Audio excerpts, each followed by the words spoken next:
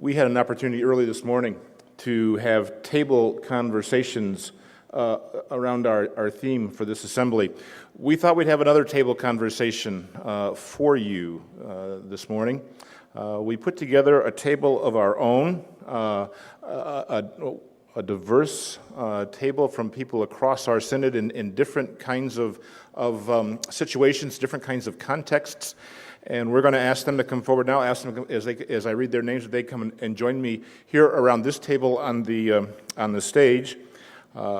Reverend Linda Anderson Little, who is mission developer for Living Waters in St. Louis.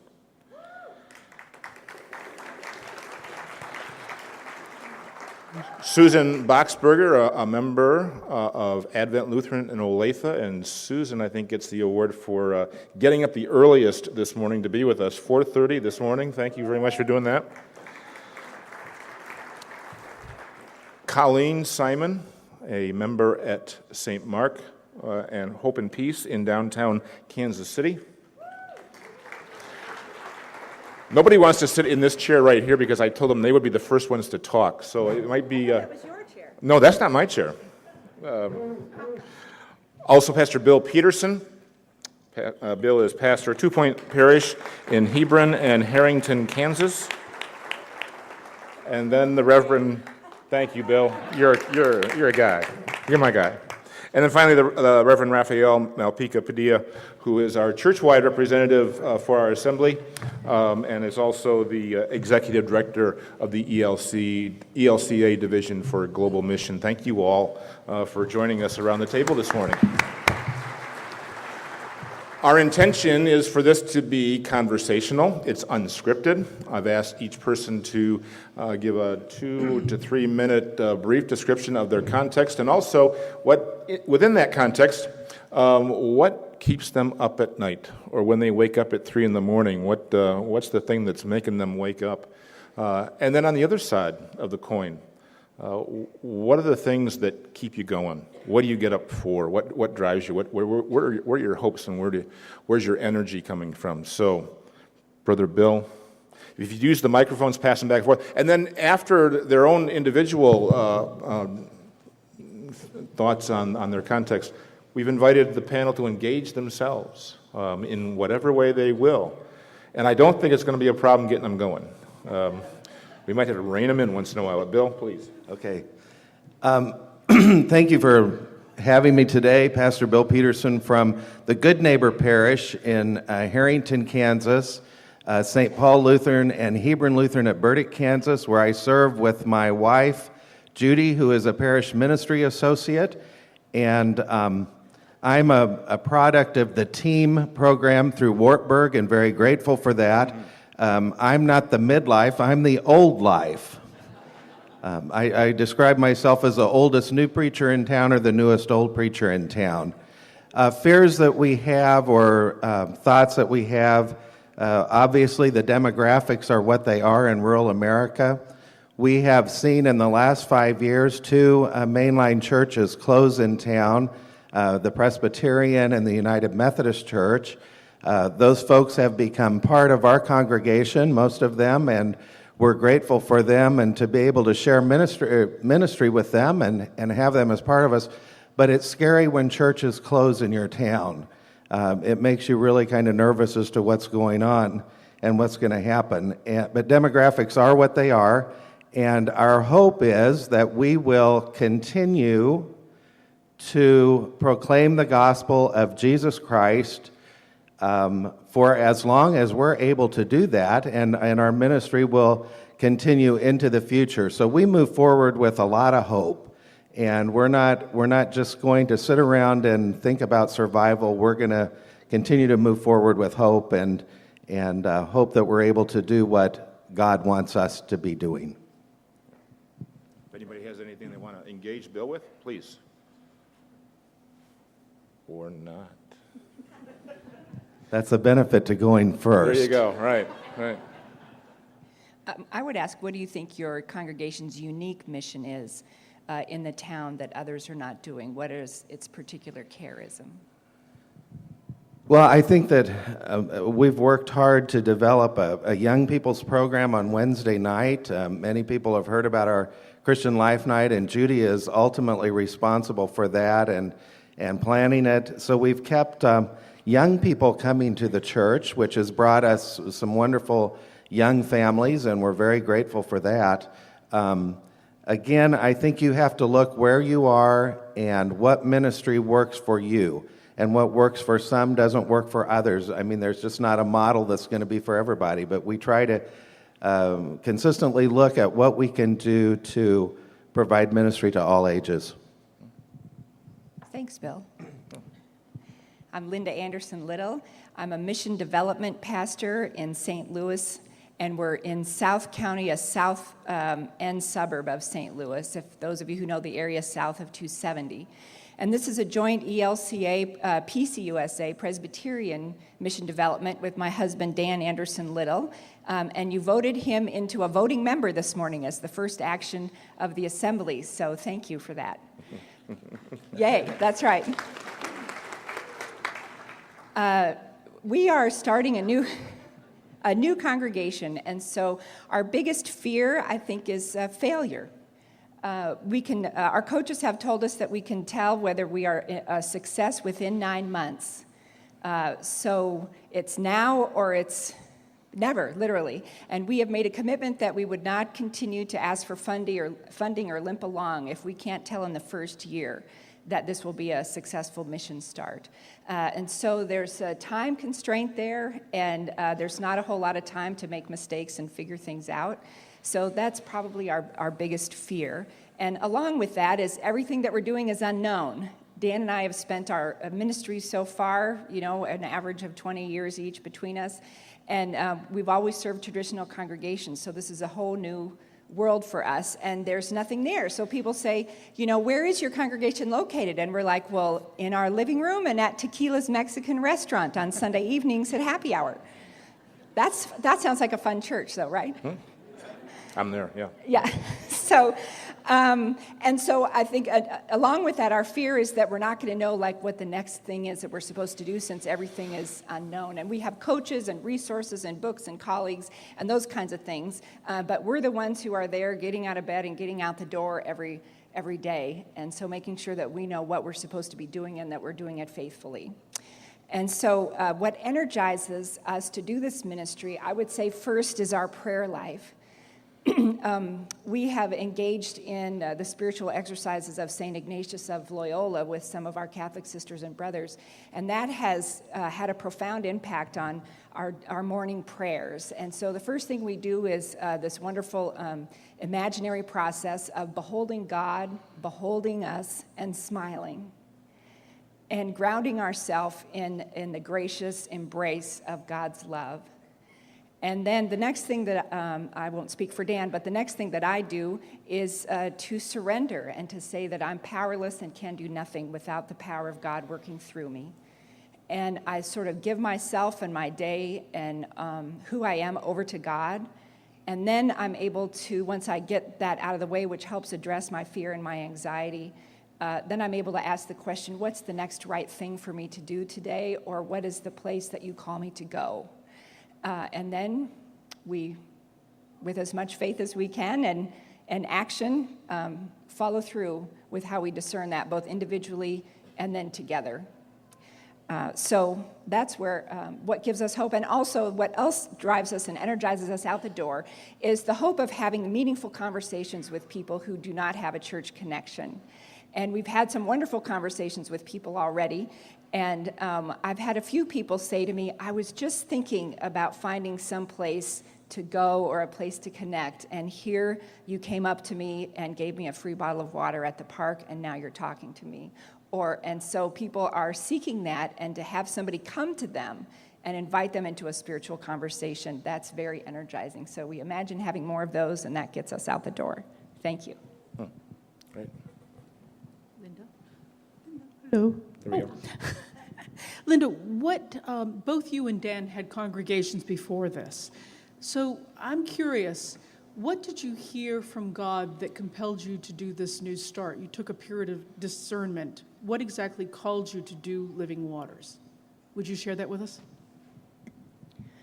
New mission development has been something that we've talked about throughout our ministry, especially Dan has been discerning a call to that.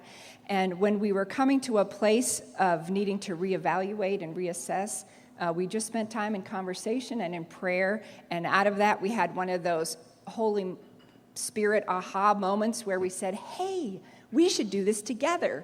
And that was kind of the birth of the idea. And then we tested the call, as we do, with conversations with the community and bishops and executive presbyters and colleagues, and went through mission assessment, skill assessments in both denominations. And as we went through that process over a year, the Spirit kept opening doors and opening doors and opening doors. And so it was an initial aha moment, and then the testing of the call that confirmed it. Thank you. Again, I am Susan Boxberger, and I am a lay member of Advent Lutheran Church in Olathe. My husband and I have belonged there for 28 years and raised our 3 children within that church. We've seen a lot of changes during that time. When we first joined, we were still in our mission status.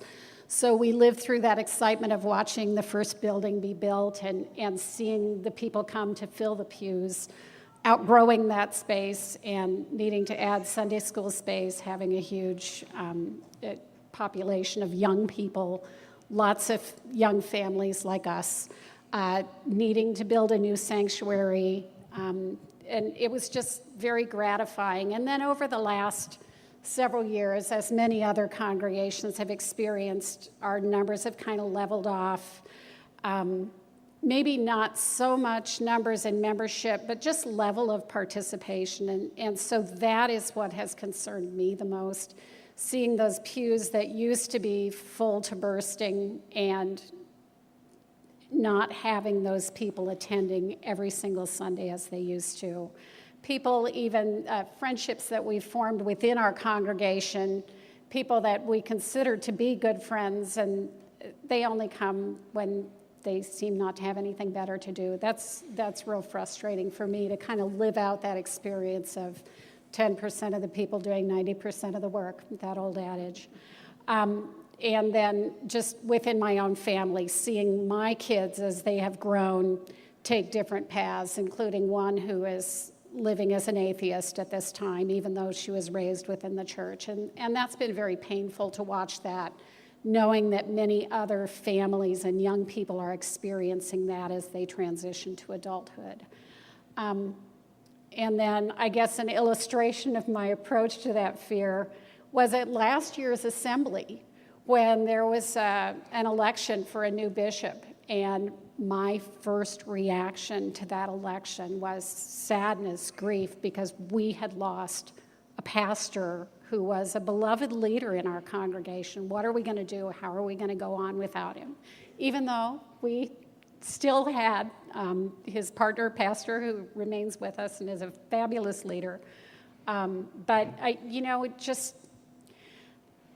figuring out how to live with those changes. And so what gives me hope is just that reminder that always comes, it seems, after the fear. Just a reminder that God's in charge and his plan is better than mine most of the time. I don't know all the stuff that he knows, so just being able to trust in God. As a person who assists, I serve as an assisting minister at church pretty regularly, and being able to participate in baptisms and seeing that new life and the hope and love in the parents' faces as they make those promises to raise their children with faith and within the church community, that's where my hope comes from. Yeah, go ahead. Yeah. Question, Bill? No? All right. Rafael. My name is Rafael Malpica-Padilla, and I serve in the church-wide organization at the Lutheran Center in Chicago as Executive Director for Global Mission. Stan Olson mentioned something that is very important. You can name the future. And in my particular case, my fears come from something that will happen tomorrow. Tomorrow I will celebrate 34 years of ordination, but my son is being installed as pastor of his first call. So during his time in seminary, I began to think about what kind of church will this kid will have to serve in. And that opened the door to my fears and anxieties, or thinking about the future. And the one that I will mention, I will phrase it as the distortions of the Christian faith. Living in an extreme individualism. And because of that individualism, we reduce our Christian experience as a transactional engagement with God. This is a God that promises 100% return on investment, better than any banking institution. So the whole prosperity gospel and how we judge people and churches when that prosperity is not visible. What worries me is the exclusivism of the Christian faith. And that worries me. That we are reducing the Christian faith to this kind of club for people that think like me, and this is the particular way of being. Conversely, what gives me hope, first of all, is that this is the Church of Jesus Christ. And throughout almost 2,000 years, we have seen moments of crisis coming and going, and the church continues to be there because it is more than institutional survival. This is the Church of Jesus Christ. And what gives me hope is what we have decided to be together as a church. It is not in the ELCA Constitution, the Red Book, but this is how I define ourselves. We are an open and inclusive community of followers of Jesus serving a world in need, and that gives me hope.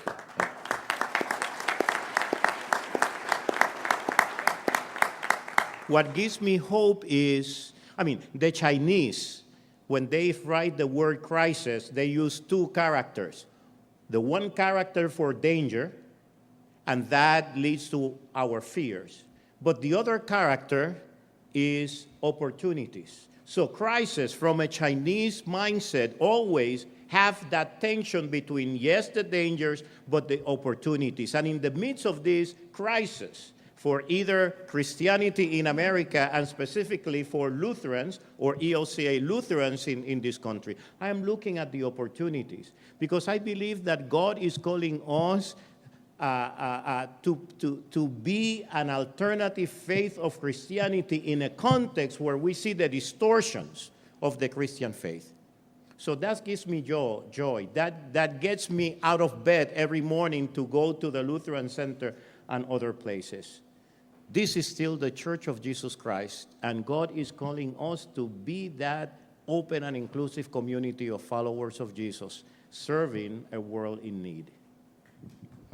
Yeah, right.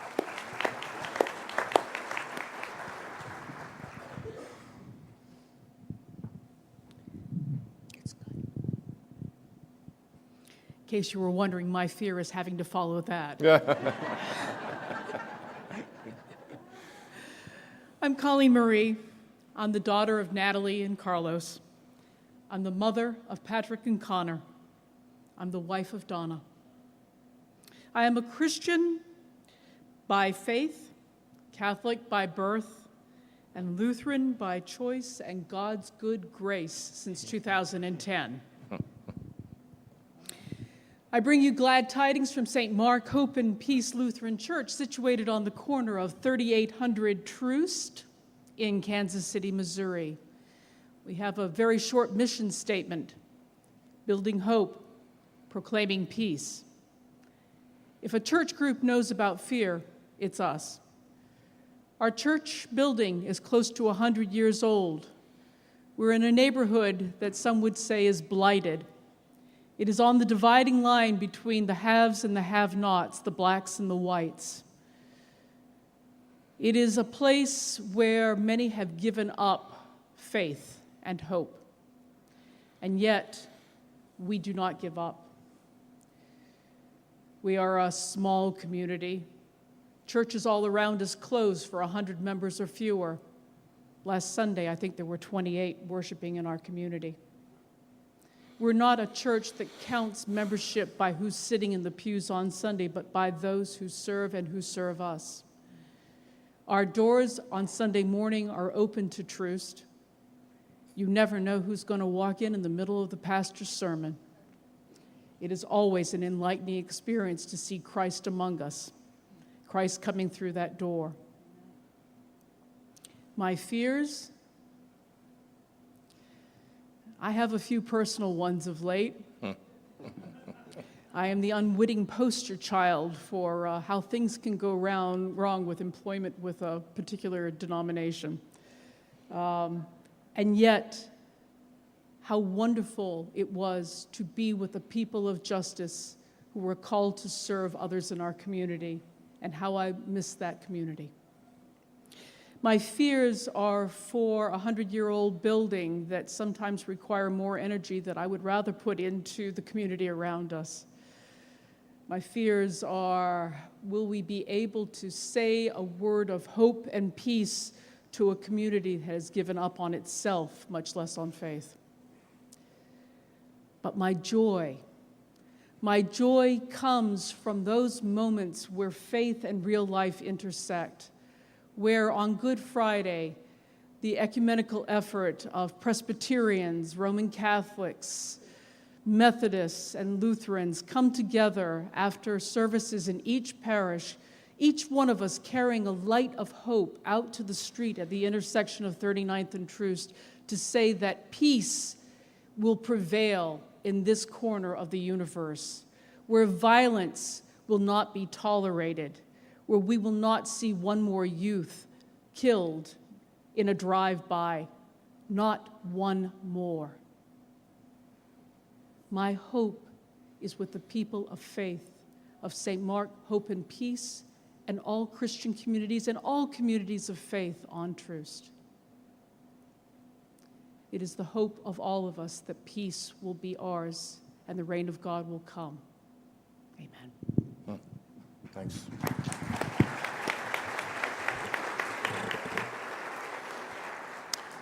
Well, first of all, thank you to all five of you for those very inspiring, poignant, personal reflections. We appreciate your courage and willingness to share that with all of us here this morning. One of the things that I heard in just about everybody's comments was something about, in spite of the overarching fears or concerns, worries that you may have, how you operate within the day, and how you, especially in what's immediately before you, how you gain energy, strength, purpose in that. Let me just ask if any of you heard in someone else's comments something for your own set of circumstances. I know we're just putting this together here, but in terms of what we have to share with each other, what point of contact maybe, and I'm trying to think of different ways to phrase this, what point of contact did you find in your situation in a situation someone else was describing that they're in? Anything? Colleen, please.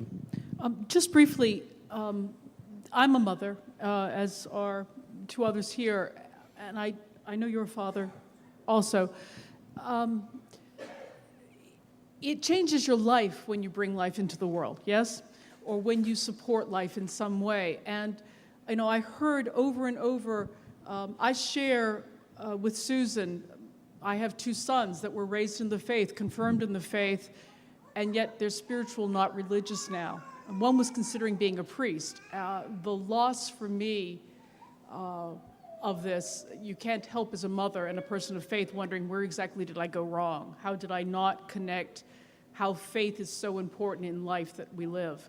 So I heard that also, but then I hear this beautiful witness that his son is being ordained tomorrow, and in his a celebration of his 34th ordination. So, there are parts there that, when I look at the church and I see a sea of gray, white, and balding, just saying, guys, that... It takes me a long time to color my hair this way now. Me neither. It's gray is beautiful, Keith. That, I know that we're all sweating. Will there be someone to follow us? And I look at this room. My first Synod Assembly was 2008 in St. Louis. And I want to tell you just how much more diverse this population is today than the first one that I saw, and how beautiful it is to see the children in the room. So I think that we have something to offer to the youth, and I think they have something to offer to us. Yeah, thanks. Bill, go ahead. Well, Colleen, I think we sort of share a ministry similar in a whole different kind of setting with the numbers that we deal with. And I failed to mention in my sort of little introduction that mine is a unique ministry. I serve, and Judy and I serve, where we've been members of a congregation for 30 years. And the congregation that I serve in the country is where I was baptized and confirmed.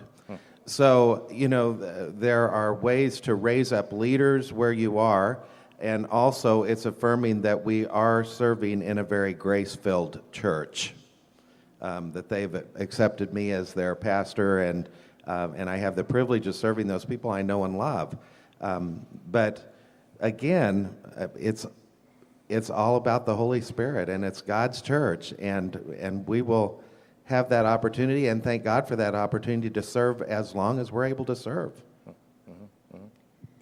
What I heard both, really, and what everybody has said that dovetails on that is just the importance of reaching families. That's one thing that we're focusing on Living Waters, reaching spiritual but not religious families and young adults. And the key that we're finding that I'm hearing from Colleen and Susan, did I get that right? Yeah. Yes. And Bill, is the importance of building relationships, that it's the relationship with the community, it's the relationship with the other members of the church, it's the relationship with the youth that you're building on Wednesday evening. That is what is connecting them to God. I think that the focus is shifting from what I'm hearing you say, and it's also true for us, from trying to teach correct doctrine and make sure that they have all of the right information and Bible knowledge, and shifting that to, through relationship with us, having a deep relationship with God and Jesus Christ. And when we foster that relationship with God and Jesus in our young people, then that's a faith that is going to stick, through adulthood. And so building those relationships on Wednesday evening, and building relationships in the community, and the relationships that you build with other members is what will foster that outreach to families. So, and the other thing that has been really helpful is just the Partnership for Missional Church process that we have been in many congregations in the Synod, asking, what has God already been up to? And I heard that in what Susan was saying, that God was really up to something in Advent, and in the life of our new bishop, and that even through the grief and the sadness, there's new purpose and new calling and new raising up of leaders. And that's something that also energizes us, is to say that God is already out there in the community, and we get to go find out what God is doing, and that's an exciting process. Colleen has identified for us what I believe is the greatest challenge we have before us as a church, and that is, how do we keep, in this case a Lutheran, but a Christian presence in places where we know we need to be, but that somehow they may not be financially viable as the model for ministries we have. And in this case, your problem is not only your problem, it is our problem. That's what I say, that individualism, we need to to read that from our life together as a church. I think that we need to be walking with you to support that presence there. We need to be in your congregations. You are our presence in that new ministry at Living Waters. So the question is, how does this church in this world in need, maintains a presence that proclaims the gospel and salvation and hope in places where we have to be. And the only possibility is for us to do that together. So we are going to basic ecclesiology. What does it mean to be a church? And we need to work at this together, because it should not be only the concern of the 28 people that were on church on Sunday. It should be the concern of all of these people here to make sure that that presence in that corner continues to be a vital sign to God's powerful deeds in that corner. Amen. Yeah. One more, go ahead. Actually, to do full disclosure here, we are the recipient of a grant for mission development, and we, like Linda's church, are recipients. And I've got to say, I guess we've been there about 3 years, that the support from surrounding congregations as we do area strategy development, it's a new thing. As you mentioned before, we tend to get siloed. We, as my beloved says, incurvatus se. When we are afraid, when we fear, we turn in on ourselves and we batten the doors shut and we say, well, we are Lutheran and you are not. Or we are whatever and you are not.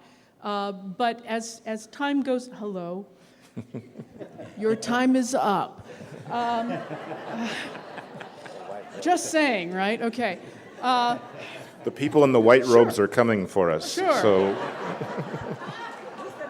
And two men in white robes said to them, or two people, beings, but we are very well supported, and we're working with Children's Memorial and Emmanuel Lutheran and many other churches to change outcomes and to work together, to not be behind doors. So many good things are happening. This big day of, what is it called, Keith, where we all get together and build God's work our hands, but it has, anyway. It's a fun day where everybody comes out and we go into the neighborhoods and we see what's in places that we wouldn't go normally. And that's what it's about. God calls us into relationship, takes us into areas of meaning as opposed to consumerism that my brother spoke of, where it's so hollow, that collecting of materialistic things. So we have something to offer to the world, and the world needs us, I believe, and that's where we're called to be in mission together. yeah. Thank you for your sharing this morning. Thank you for the wonderful ministry you are all doing. We are in it together. We are interdependent in this thing called church. We are transitioning now into a worship of healing.